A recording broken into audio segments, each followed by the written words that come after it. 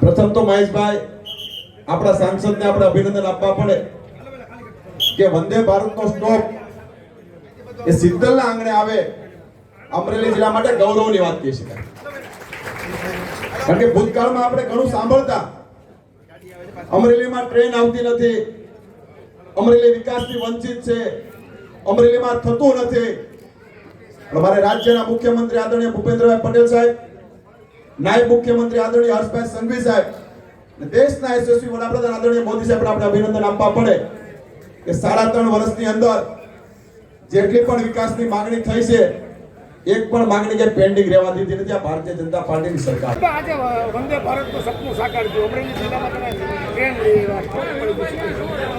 અમરેલી માટે ગૌરવની વાત કહેવાય કે વંદે ભારત એટલે ભારતની ઉત્તમમાં ઉત્તમ ટ્રેન છે જે આપણને અમરેલીને મળી અને શીતલમાં ટોપે જ આપણને આપવા બદલ હું કેન્દ્રના આપણા યશસ્વી વડાપ્રધાન નરેન્દ્ર મોદી સાહેબ, એવા રેલવે મંત્રી અશ્વિની વૈષ્ણવ સાહેબનો ખૂબ ખૂબ આભાર માનું છું.